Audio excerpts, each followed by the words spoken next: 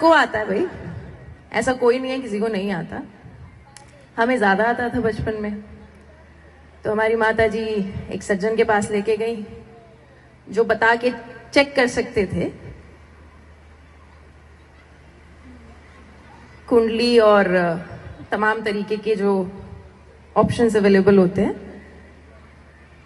तो उन्होंने देखी, चार्ट बनाया, उसको देखा एंड ही सेड कि बेटा आपकी पढ़ाई तो पूरी नहीं हो पाएगी,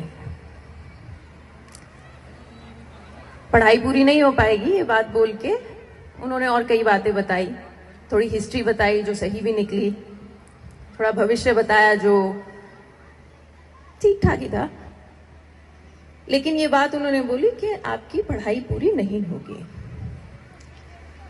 तो एक सफेद मोती होता है, इस उंगली में पहनते हैं, देखा होगा आप लोगों ने, बहुत लोग पहनते हैं गुस्सा शांत करने के लिए। एसडीएम साहब बैठे हैं, अब तो हम गुस्सा करते ही नहीं, क्यों भाई? अब तो बिल्कुल नहीं करते बिना अंगूठी के। तो मैंने उन साहब को बोला कि अच्छा हुआ जी हम आपके पास अब आए हैं, जब मैंने बीटेक अपनी पूरी कर ली। अगर मैं उससे पहले आती और आपकी बात मैंने सुनी होती तो मेरी पक्का पढ़ाई पूरी नहीं होती। तो आप अपने मन में जो फीड कर देते हैं और बच्चे के मन में जो फीड कर देते हैं वो बहुत मैटर करता है। तो बच्चों के लिए जो जिधर भी हैं वो सुन रहे हैं, उनके लिए एक सीख है, हमारे पर्सनल एक्सपीरियंस है एंड आई एम श्योर आपके भी अपने एक्सपीरियंसेस होंगे कि अगर जिस चीज पे हम लोग अपना माइंड सेट कर लेते हैं, चाहे वो पॉजिटिव हो चाहे नेगेटिव हो, तो जैसे विवेकानंद जी ने कहा है कि all power lies with in. तो पावर आप पॉजिटिव में लगाओगे, कंस्ट्रक्शन में लगाओगे तो एनर्जी वहां फ्लो करेगी। वो पावर आप नेगेटिव में लगाएंगे, डिस्ट्रक्शन में लगाएंगे तो एनर्जी वहां फ्लो करेगी, और जहां एनर्जी फ्लो करेगी वो चीज मैनिफेस्ट होगी। और इसके लिए हमें बहुत लंबा इंतजार करने की जरूरत नहीं पड़ती।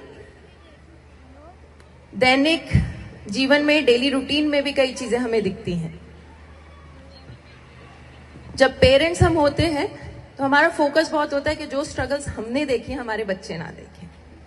ये सबकी इंटेंशन होती है और आपकी जनरेशन ने डेफिनेटली स्ट्रगल की होगी और आप चाहेंगे कि आपकी नेक्स्ट जनरेशन, आपके बच्चे उस स्ट्रगल से वंचित रह जाएं, वो स्ट्रगल उनको ना महसूस करनी पड़े, और आप जितना अपने जीवन में आगे आए हैं उससे भी आगे आप अपने बच्चों का भविष्य देखते हैं। चूक कहाँ हम कर देते हैं, हम अपने बच्चों को स्ट्रगल से बचाने की बजाय उनकी ग्रोथ भी उनसे छीन लेते हैं। जहां आपको बैलेंस हमेशा बना के रखना होगा कि उनको एक्सपेंशन के लिए भी एरिया मिले और कुछ लेवल ऑफ स्ट्रगल भी रहे। आपके हमारे वक्त के जीवन में, बचपन में चैलेंजेस अलग तरीके के थे। आज आपके बच्चे जिस तरह के चैलेंजेस फेस करते हैं वो बहुत अलग तरह के हैं। तो आप सिर्फ बोलकर उनको शायद संस्कार नहीं दे पाएंगे, आपको थोड़ा जीना पड़ेगा उन संस्कारों को, ताकि वो आपको देखकर चीजें सीखें। ऐसे ही हमारे वक्त संसाधनों की कमी रहती थी। आज के वक्त में मोबाइल पे हर तरह की इंफॉर्मेशन अवेलेबल है and with the advent of AI बहुत से बच्चे जो शहरों में भी हैं, बहुत से parents they are opting out for school. School के बाहर होम स्कूल लर्निंग पे ध्यान दे रहे हैं। आपके पास अपने बच्चों को जो स्कूल का एटमॉस्फेयर है वो एक्सपीरियंस करने का, उसको जीने का मौका है। साथ ही साथ टेक्नोलॉजी के माध्यम से जो भी इंफॉर्मेशन वो चाहें वो अवेलेबल है with the best of explanations, audio visuals. आपको थोड़ा सा उस पर मेहनत करनी पड़ेगी कि वो स्क्रीन टाइम को बैलेंस करते हुए वो क्या कंटेंट देख रहे हैं उस पर आप लोगों को फोकस करना पड़ेगा। अगर आप ही बैठ के रील्स देख रहे हैं तो बच्चा भी वही करेगा थोड़े दिनों बाद। अभी जो थोड़ी समस्या आप लोग धीरे धीरे महसूस करेंगे, फोकस करने की एबिलिटी कम होती जा रही है किसी भी चीज में, किसी भी काम में। वो हम अपनी बात करें या आप अपनी जनरेशन की बात करें या आने वाली जनरेशन की बात करें, तो हम लोग अपना टाइम, एनर्जी, माइंड किधर लगा रहे हैं और कितनी देर के लिए लगा रहे हैं। अगर वो एग्जाम्पल आप सेट नहीं करेंगे तो आपका बच्चा भी अपना माइंड, टाइम, एनर्जी अल्टीमेटली उधर ही लगाएगा जहां आपका लगा है। फिर आप कोई और रिजल्ट एक्सपेक्ट नहीं कर सकते कि रिजल्ट कुछ और निकल आए, मेरा बच्चा ब्रिलियंट हो जाए, लेकिन हम अपने आचरण में जो हमने देखा है या करते आ रहे हैं अपने पैटर्न्स को चेंज ना करें, वो असंभव है। बच्चा अभी फॉर्मेटिव एज में है, जितना आप लोगों से को देखेगा, अपने टीचर्स को देखेगा, अपने रिश्तेदारों में, एक्सटेंडेड फैमिलीज में देखेगा, और रोज जिस घर में, जिस छत के नीचे वो रहता है अपने पेरेंट्स को देखेगा, उसका ऑपोजिट वो नहीं कर पाएगा। उसके रोल मॉडल आप हैं। अगर घर में लड़ाई हो रही है, अनबन हो रही है, खाने में कोई दिक्कत हो रही है, तो दैट इज द पैटर्न वो बच्चा आगे कैरी करेगा। तो एज पेरेंट्स आप ओनर्स ना बन जाइए बच्चों के, क्योंकि मैक्सिमम पेरेंट्स हैं यहाँ पर। आप ओनर्स नहीं हैं जब तक आप ट्रस्टी की तरह काम नहीं करेंगे अपने बच्चों के साथ कि I have been blessed with this child, I have been blessed with this baby, और इसकी जीवन की रिस्पॉन्सिबिलिटी मेरे पास है, मैं इसका ओनर नहीं हूं। वो बच्चा अपना संस्कार और अपना जीवन में वो क्या करने आया है वो लेके आया है। आप बाधा ना बने, कृपया करके आप उसको सपोर्ट करें, उसको ग्रो करने के लिए रास्ता दें। बहुत ज्यादा नेगेशन सुन सुनकर घर पर भी वो बच्चा खुद को दिमाग में यही बताता है, और अगर वो यही बताएगा तो आप अपेक्षा करो कि वो पढ़ाई में बहुत अच्छा हो जाएगा, ये फिर आपकी गलती है। टीचर से ये रिक्वेस्ट है, और ये बहुत इंपॉर्टेंट रिक्वेस्ट है, क्योंकि अगर आप नहीं कर पाएंगे तो और भी मुश्किल हो जाएगा आगे की जनरेशन, नए भारत के निर्माण के लिए, आने वाली युवा पीढ़ी के लिए। इंडियन एकेडमिक सिस्टम की बहुत तारीफ होती है। ये माना जाता है कि जितने विदेशों में बड़ी बड़ी कंपनीज के सीईओज हैं, इंडियंस हैं, आपको मालूम भी होंगे। तो इनपुट में कहीं प्रॉब्लम नहीं है, माने कि ब्रेन लेवल पे बच्चे हमारे टैलेंटेड हैं, उनको सही डायरेक्शन की जरूरत है। और सही डायरेक्शन से हम क्या मानते हैं, जो भी लोग ऊपर पहुंचे हैं वो कभी रट के नहीं पहुंचे। कोई रट के नहीं पहुंच सकता। पेडागॉजी, आई एम श्योर आप लोग मेहनत करते होगे उस पर कि कैसे हम पढ़ाएं, कैसे एक्सपीरियंशियल लर्निंग हो, कैसे ग्रुप डिस्कशंस हो, कैसे बच्चे में सोचने की क्षमता का विकास हो। अगर वो डिसीजन मेकिंग नहीं कर पा रहा है, उसको प्रोसेस ही नहीं पता, कोई प्रॉब्लम आती है छोटी से छोटी, घर की हो, फ्रेंड्स के बीच की हो, एकेडमिक्स हो, स्पोर्ट्स हो, रिलेटिव्स के बीच में हो, आपस कजन्स में हो, छोटी छोटी चीजों में अगर हम उनको इन्वॉल्व करके उनकी डिसीजन मेकिंग एबिलिटी पे काम नहीं करेंगे, उनके सोचने के तरीके पे काम नहीं करेंगे, वो कैसे एनालिसिस करते हैं कोई भी सिचुएशन का। किताबें हम 12वीं तक पढ़ेंगे, फिर ग्रेजुएशन करेंगे, किताबों में प्रश्न भी है, समाधान भी है। जीवन में समाधान नहीं है, जीवन में प्रश्न है, और आपने अपने जीवन के प्रश्न का समाधान खुद निकाला है, जैसे तैसे निकाला है। आपके बच्चे को भी खुद निकालना पड़ेगा। और अगर सक्षम नागरिक किसी को बनना है या अपने बनाने की जिम्मेदारी एज पेरेंट्स उठानी है, तो the most critical factor is the ability to think. वो क्वेश्चन कर सके कि मैं पढ़ रहा हूं, क्यों पढ़ रहा हूं, इसका क्या मतलब है, इसके अगले, और वाई पूछकर वो एंड तक पहुंच सके कि अल्टीमेटली इसका पर्पस क्या है। आप किसी एक चीज में उसे इन डेप्थ एनालिसिस करना सिखा देंगे, वो एनालिसिस की एबिलिटी वो हर फील्ड में अप्लाई करने की क्षमता रखेगा।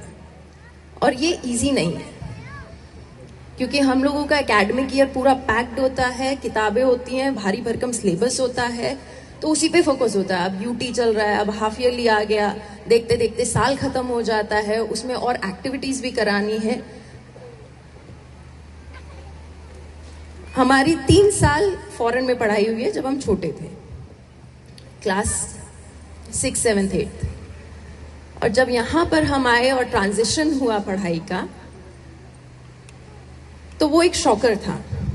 शॉकर एग्जाम्पल देते हैं, एक मैथ्स की टीचर थे, थ्योरम्स होती हैं क्लास 9th में, वो थ्योरम्स पूरा बोर्ड पे, ब्लैक बोर्ड होता था उस वक्त, अब तो व्हाइट बोर्ड आप लोग ज्यादा यूज करते हो, वो खुदरा सा ब्लैक बोर्ड पे उन्होंने पूरी थ्योरम किताब से छाप दी। And that was my one of the first classes. Europe में पढ़ाई हुई थी 3 साल, तो वहां पे ऑलरेडी सिलेबस बहुत लाइट रखा जाता है, क्योंकि शुरू से ही बच्चे की थिंकिंग एबिलिटी पे फोकस किया जाता है, बजाय कि उसको भारी भरकम चीजें सिखाने के।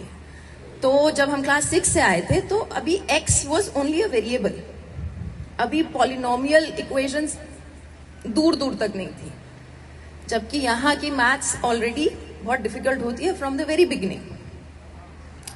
तो अभी तो हम x ही समझ रहे हैं कि x क्या है, यहाँ पे सीधा थ्योरम्स पे आ गए, और थ्योरम्स भी सीधा बोर्ड पे छाप दी गई हैं, बच्चे उसी को कॉपी कर रहे हैं, किताब पर है, बोर्ड पर है, बच्चों की कॉपी में, दिमाग में कुछ नहीं।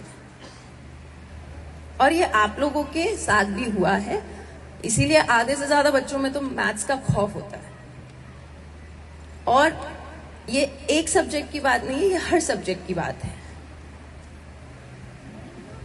अगर वो बच्चे को पता ही नहीं है कि मैथ्स में क्यों सीख रहा हूं, ये पाइथागोरस का मेरा क्या यूज है, या step by step learning ability, decoding of certain problem situation, वो अगर हम नहीं सीख पाएंगे थ्रू डिफरेंट सब्जेक्ट्स, तो हम नहीं आगे बढ़ पाएंगे। तो आपको अपनी अपेक्षा और आप जो इनपुट दे रहे हो बच्चे को, उसके गैप को समझना पड़ेगा। और थैंकफुली हम लोग ऐसी एज में हैं, ऐसे वक्त से गुजर रहे हैं, जहां टैलेंट की आगे बहुत कमी होने वाली है। क्योंकि अगर हम रूडिमेंट्री लर्निंग प्रोसेस से चलेंगे, तो वो सारा तो एआई ऑलरेडी कैप्चर कर चुका है। आज के इंजीनियर्स, आज के कोडर्स अगर वही इतना पीछे फील कर रहे हैं, तो आपके बच्चे जब आगे 10-15 साल बाद पहुंचेंगे, तो दुनिया बहुत बदल चुकी होगी।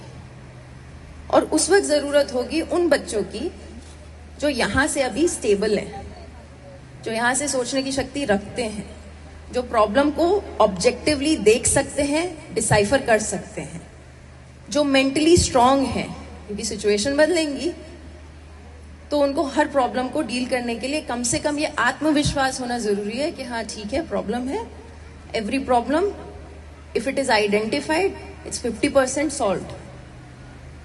वो विश्वास आप लोगों को नर्चर करना बहुत जरूरी है एज ए एंटायर फिटर्निटी। अंग्रेजी में बोलते हैं कि एक बच्चे को नर्चर करने के लिए, बड़ा करने के लिए पूरा गांव लगता है। शहर में वो चीज खत्म हो चुकी है।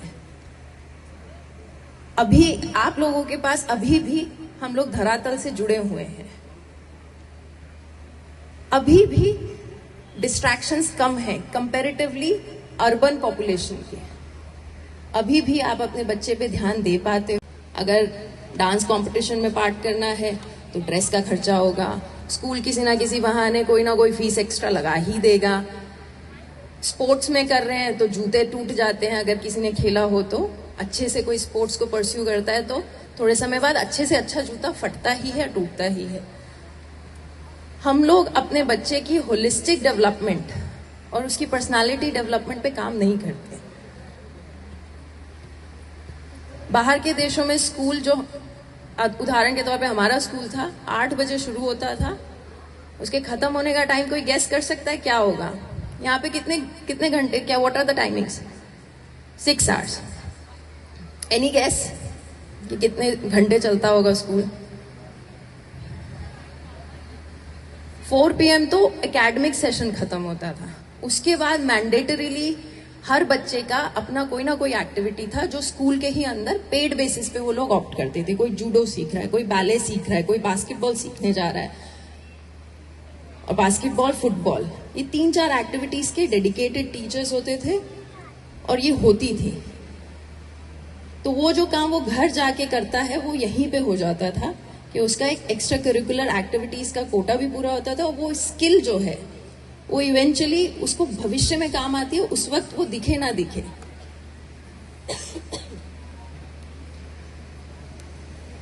जो पूरा प्रोसेस है पर्सनालिटी डेवलपमेंट का, एक दिन का नहीं है। कॉन्फिडेंस बिल्डिंग एक दिन का नहीं है। आपके बोल देने से, मेरे बोल देने से या 2 घंटे के लेक्चर सेमिनार से कोई पर्सनालिटी डेवलप नहीं होती है।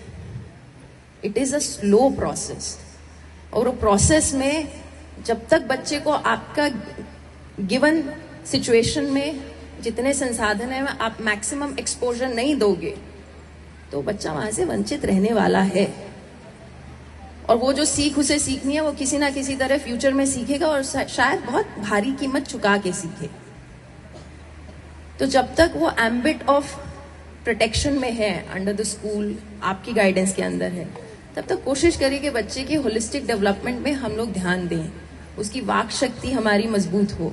अगर वो माइक उठा के बोलने में घबरा रहा है तो उसको then and their school time में ही खत्म करने की आवश्यकता है। स्पोर्ट्स में भी एक बेसिक हेल्थ मेंटेन करनी आवश्यक है। डिक्लेमेशन होते हैं, कवि सम्मेलन होते हैं, आपने कई परफॉर्मेंसेस यहाँ पर देखी होंगी। वो सिर्फ एक दिन के लिए परफॉर्म करने के लिए नहीं है।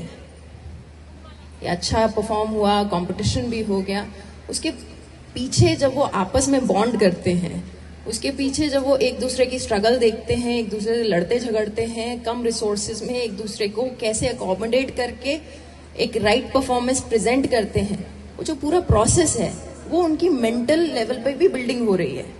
वो सिर्फ एक स्किल नहीं है।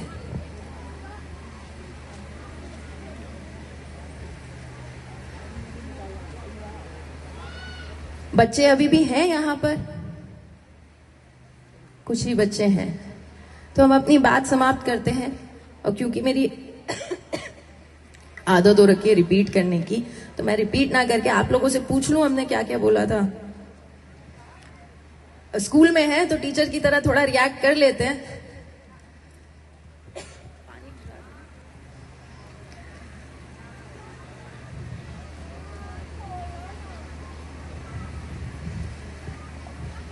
आप लोगों ने सुना, आप लोगों को याद है क्या क्या हमने बोला?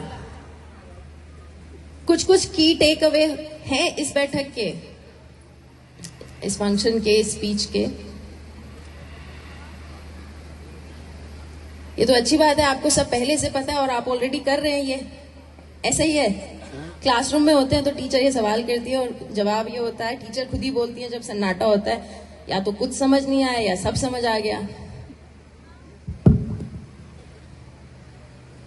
जितना भी हमने बोला है वो बहुत एक्सपीरियंस से बोला है,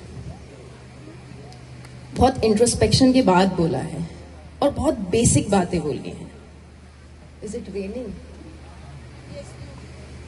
तो कृपया करके एज अ ट्रस्टी आप अपने बच्चों को पहले इंट्रोस्पेक्शन करिए कि आप अपने बच्चे के जीवन को कहाँ लेके जाना चाहते हैं, कहाँ देखना चाहते हैं, और उसके साथ उस पर काम करिए। और यही अपेक्षा टीचर से भी है। हेलो। तो इससे पहले कि बारिश बढ़े, I will and my speech here. आप सभी को बहुत बहुत शुभकामनाएं। आपके बच्चे जिस भी क्लास में हैं, जो भी उन्हें अवार्ड्स मिले हैं, और आपके बच्चे अगेन सिर्फ आपके नहीं है, देश के बच्चे हैं, देश का भविष्य है। तो आप हायर पिक्चर को दिमाग में रखते हुए उन पे काम करिएगा। Thank you very much.